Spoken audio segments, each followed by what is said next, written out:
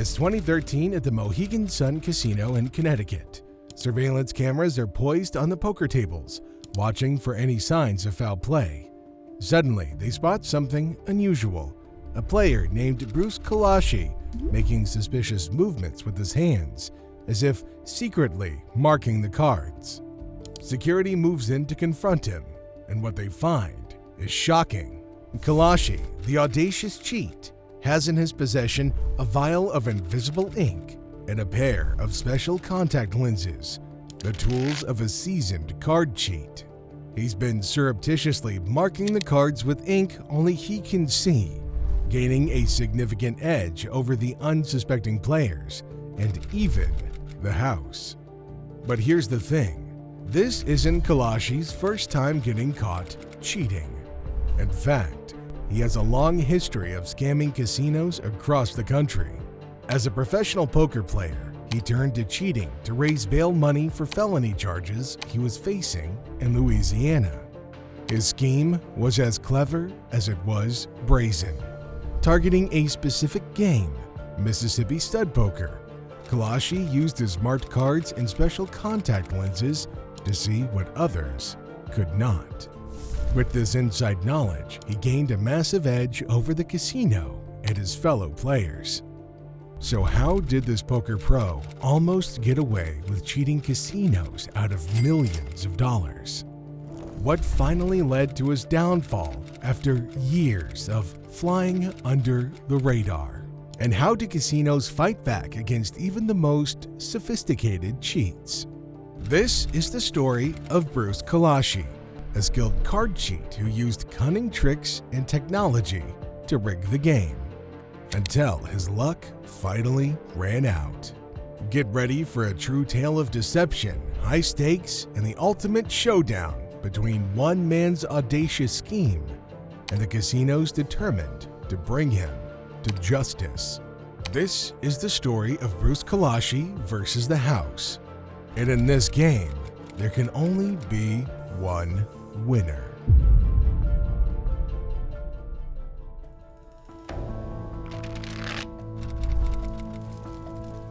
Bruce Koloshi was no stranger to the world of high-stakes gambling.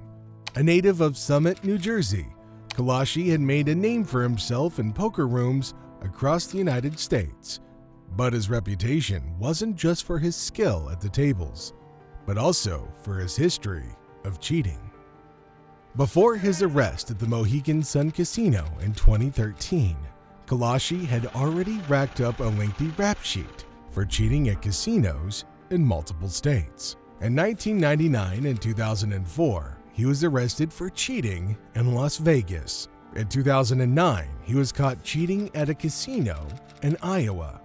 And just 1 month before the Mohegan Sun incident, he'd been arrested for using the same card marking scheme at the L'Auberge Casino in Baton Rouge, Louisiana. It was the charges from the Louisiana arrest that allegedly motivated him to cheat at Mohegan Sun. He claimed he needed to win enough money to post bail for his felony cheating charges he was facing down south. Desperate to stay out of jail, he had returned to his tried and true method of marking cards with invisible ink.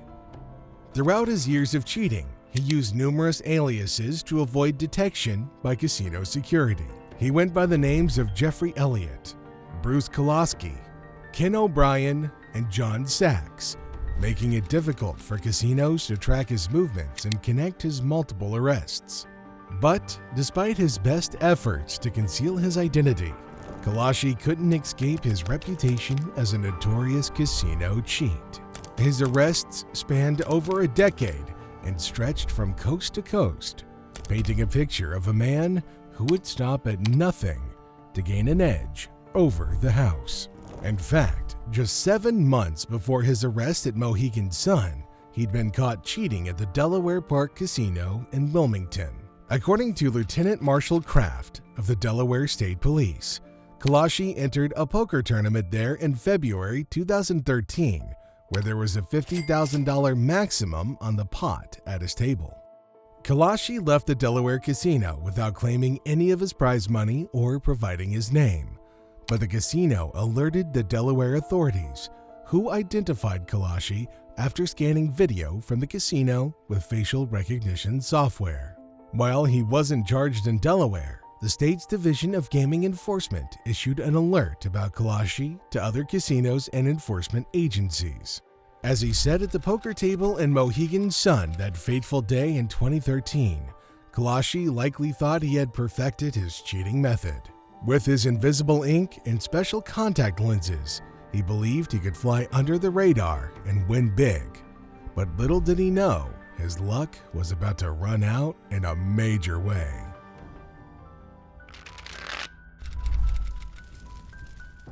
To understand how Bruce nearly got away with cheating casinos out of millions, we have to go back to the beginning.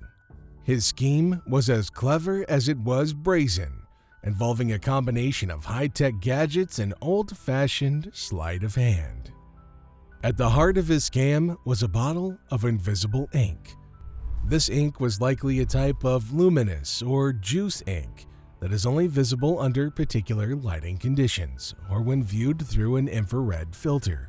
The ink may have contained certain pigments or chemicals that react and glow when exposed to infrared light. Koloshi would carefully dab this ink onto the backs of playing cards, marking them in a way that was undetectable to the naked eye. To apply the ink to the cards, Koloshi kept a small piece of fabric or dollar bill scrap soaked with the invisible ink substance hidden in his pocket while playing at the casino poker tables. During the games, he would discreetly reach under the table with his right hand to dab his index and middle fingers on the ink-soaked fabric in his pocket, coating his fingertips with the ink. He would then covertly touch and dent the cards with his ink-coated fingers as he handled them, leaving invisible ink marks on the card backs. Video footage showed Koloshi's hands moving away from the table, allegedly to secretly apply the ink to his fingers. His motions were consistent with techniques used by card markers to discreetly transfer ink onto cards. The ink marks Koloshi made were simple codes that identified the suit and the value of each card. For example, a mark in a certain location or of a certain shape could represent a specific card like the Ace of Spades. Koloshi probably had a system of different marks corresponding to all 52 cards in the deck. But Koloshi had a way to see the invisible marks. He wore special contact lenses that allowed him to view the ink under the casino's lighting. These lenses were tilted with a particular filter that made the invisible marks glow, giving Koloshi a secret window into the cards. With this invisible ink and special contacts, Koloshi had a huge advantage over the casino and other players. He knew exactly what cards were coming next, allowing him to make better bets and win more hands. Koloshi's game of choice was Mississippi stud poker. This variant of poker is played against the house rather than other players, and it involves making multiple bets on a single hand. Knowing what cards were coming next gave Koloshi a significant edge, as he could make smarter bets and fold when he knew he was beaten. Here's how the scam would play out. Koloshi would sit down at a Mississippi stud table and buy his chips.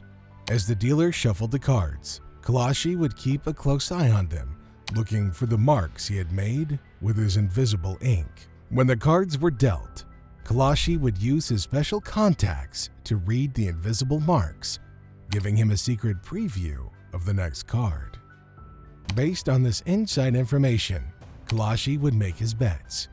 If he knew a high card was coming, he would bet big. If he saw that the next card was a low one, he might fold and cut his losses. To anybody else at the table, it looked like Koloshi was just playing smart, strategic poker. But in reality, he was cheating. What made Koloshi's scheme so sophisticated was how difficult it was to detect. The invisible ink that he used was truly invisible to the naked eye. It could only be seen under very specific lighting conditions with very special lenses. This made it nearly impossible for dealers or other players to spot. Even if someone suspected Koloshi was up to something, they would have had a hard time proving it. There were no strange marks on the cards that could be seen with the naked eye. and Koloshi's contact lenses looked perfectly normal. He could cheat right under everyone's noses without raising any red flags. The other advantage of Koloshi's scheme was that it didn't require any suspicious movements or behavior. Some card cheats rely on sleight of hand or subtle signals to accomplish their scams, but Koloshi could play naturally without any suspicious movements or tells. As long as he had his invisible ink and contacts, he could cheat without anybody being the wiser. Of course, Koloshi's scheme was not perfect, as he would eventually learn. Casinos are always on the lookout for cheaters, and they have sophisticated methods for detecting even the most well-disguised scams. But for a time, Koloshi must have felt invincible, like he had cracked the code on cheating the casino.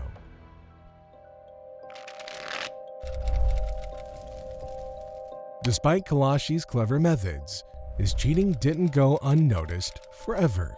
Casinos are always on high alert for any kind of advantage play, and they share information about known cheaters and suspicious behavior. After Koloshi's arrests in Las Vegas, Iowa, and Louisiana, his face and his methods were on the radar of casino security teams across the country. In fact, a bulletin on Koloshi had been circulated by Delaware's Division of Gaming Enforcement after his cheating episode at the Delaware Park Casino in February of 2013. Daniel Kelly, the director of the division, said that besides sending flyers to other enforcement agencies, his division holds conferences every 3 months and invites gambling enforcement officials from other states to share information. So, when Koloshi walked into the Mohegan Sun Casino in Connecticut 7 months later, he likely thought he was just another anonymous gambler. But little did he know, the casino's surveillance team had been waiting for him. A surveillance operator recognized Koloshi from the photo on the Delaware flyer and immediately began monitoring his play. As Koloshi sat down at the Mississippi stud table and began playing, the cameras watched his every move. The surveillance operators noticed that he was moving his hands suspiciously over the cards, as if he were marking them. They zoomed in for a closer look and saw that Koloshi was indeed dabbing the cards with some kind of substance. The surveillance team sprang into action. They alerted casino security, who approached Koloshi at the table and asked him to step away for questioning. When they searched his person, they found the damning evidence: a bottle of invisible ink and the special contact lenses he used to read the marks. Detective Patrick Collins of the Connecticut State Police, who eventually arrested Koloshi, noticed that he was wearing contact lenses as well as glasses and asked why. Detective Collins wrote in a report for prosecutors that Koloshi admitted to me that the contacts were designed to see things that you normally wouldn't be able to see, and that Koloshi acknowledged that he was in fact marking the cards, and he has done this at several casinos. However, the real breakthrough came when the surveillance team reviewed the footage of Koloshi playing. They noticed that the ink marks on the cards were invisible to the naked eye, but when they switched the video to black and white, the marks suddenly became clear. It was a smoking gun, undeniable proof that Koloshi had been cheating. His luck had finally run out. After years of flying under the radar, his sophisticated cheating scheme had been exposed. He was arrested on the spot and charged with cheating and with conspiracy. The jig was finally up.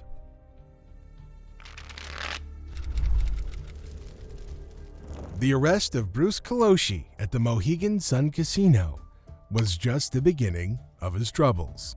Faced with overwhelming evidence of his cheating, including the damning surveillance footage and the invisible ink and contact lenses found on his person, he had little choice but to plead guilty to the charges filed against him. In a plea deal with prosecutors, he admitted to cheating and conspiracy. He was sentenced to 10 months in prison, a term he had already served while awaiting trial. However, his punishment did not end there. As part of his sentence, he was banned from all casinos in Connecticut. This meant he could no longer ply his trade in the state, cutting off a major source of income. He was also ordered to pay restitution to the L'Auberge Casino in Louisiana, where he'd been caught cheating just 1 month before his Mohegan Sun arrest. But his troubles weren't limited to Connecticut and Louisiana.